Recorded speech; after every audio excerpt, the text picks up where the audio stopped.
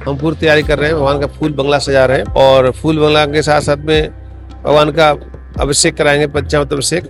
उसमें 108 कलशों के द्वारा 108 आरतियां, अनलिमिटेड प्रसाद होगा। जो भी दर्शन करने आएगा कि सभी दर्शन करें। सुबह 4:30 बजे से लेकर के और रात्रि 1 बजे दर्शन खुला होगा। 5 से 6 लाख लोग आएंगे दर्शन करने के लिए। कृष्ण जन्माष्टमी को लेकर तैयारियां शुरू हो चुकी है। हमारे साथ बातचीत करने के लिए इस्कॉन टेम्पल से जुड़े बंसीधर जी है। सर, किस तरह की तैयारियां है इस बार और क्या कुछ खास हो रहा है? इस बार भगवान का जन्माष्टमी उत्सव के लेकर के हम पूरी तैयारी कर रहे हैं। भगवान का फूल बंगला सजा रहे हैं और फूल बंगला के साथ साथ में भगवान का अभिषेक कराएंगे, पंचामृत अभिषेक। उसमें 108 कलशों के द्वारा 108 आरतियां और भगवान के जितने भी दर्शनार्थी कराएंगे उनके लिए विशेष प्रसाद का वितरण होगा। अनलिमिटेड प्रसाद होगा। जो भी दर्शनार्थी दर्शन करने आएगा उसके लिए हम प्रसाद, अनलिमिटेड प्रसाद बांटेंगे। दूसरा है कि हम सभी जितने भी नोएडा वासी हैं उन सब के लिए ये संदेश है कि सभी दर्शन करें। सुबह 4:30 बजे से लेकर के और रात्रि 1 बजे दर्शन खुला होगा। कभी भी आएंगे, कभी दर्शन करेंगे। भीड़ से बचने के लिए हम यही अनुरोध करेंगे कि सुबह के समय आएँ ताकि आप आराम से आसानी दर्शन कर सकते हो। शाम के समय बहुत क्राउड आता है, तो इस कारण से हम अनुरोध करते हैं कि सभी दिन में आएँ और सुरक्षित घर पहुँचे और अपना फेस्टिवल का आनंद लें। ये हमारी शुभकामनाएं। अच्छा, कितने लोगों के आने की इस बार उम्मीद आपको?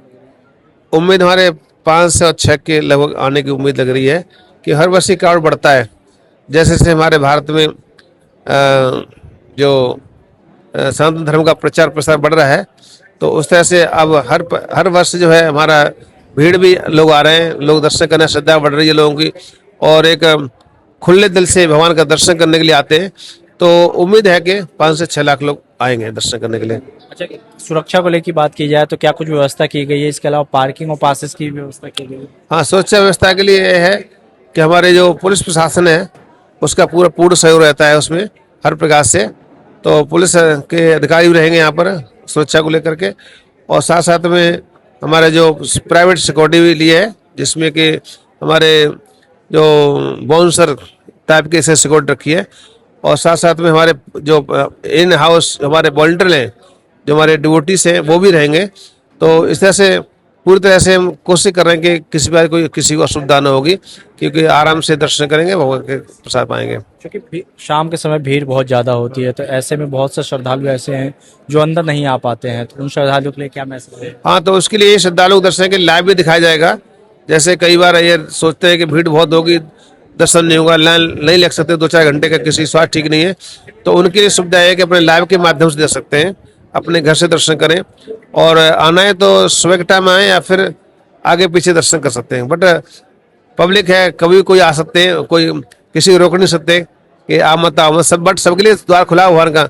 बट थोड़ा पेशेंस रख करके, कोई दर्शन सभी को होगा, दर्शन किसी के लिए मना नहीं है, दर्शन सबको होगा। बट थोड़ा पेशेंस धैर्य धाड़ करके क्यों के थ्रू आएंगे तो दर्शन करेंगे, आराम से दर्शन करेंगे, सबकी सुविधा होगी, कोई असुविधा नहीं। टाइमिंग क्या है?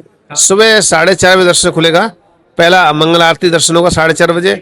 उसके बाद 5 बजे दर्शन खुलेंगे, फिर 2 घंटे लिए बंद होता है कि वहाँ ठाकुर जी श्रृंगार होता है। और 8 बजे से पुनः भगवान का दर्शन होगा और 8 से लेकर के रात्रि 1-1:30 बजे तक दर्शन खुला होगा। उससे कभी भी आइए, कभी दर्शन करके जाइए। हरे कृष्ण। तो जाहिर तौर पे आप कभी भी आ सकते हैं। सुबह 4 बजे से दर्शन शुरू रहेगा।